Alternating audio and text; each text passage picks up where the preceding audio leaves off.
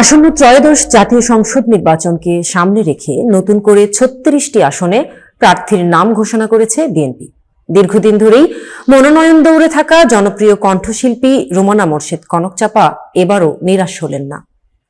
সিরাজগঞ্জ ১ আসনটি আগে খালি রাখা হলেও বৃহস্পতিবার গুলশানে বিএনপি চেয়ারপারসনের রাজনৈতিক কার্যালয়ে আয়োজিত সংবাদ সম্মেলনে মহাসচিব মির্জা ফখরুল ইসলাম আলমগীর আনুষ্ঠানিকভাবে তার নাম ঘোষণা করেন।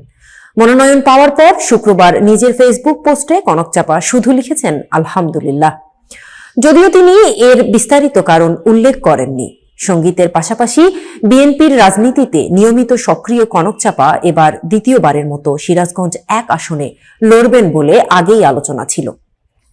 ছাত্র জনতার অভ্যুত্থানে আওয়ামী লীগ সরকারের পতনের পর থেকেই গাজীপুরে তিনি রাজনৈতিকভাবে আরও সক্রিয় হয়ে ওঠেন। ২০১৮ সালের জাতীয় নির্বাচনে এই আসনেই তিনি প্রথমবার বিএনপির প্রার্থী হন।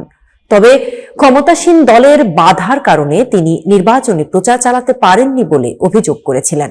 এলাকায় প্রবেশও করতে না বগুড়ায় সংবাদ সম্মেলন করে বিষয়টি তুলে ধরেছিলেন তিনি।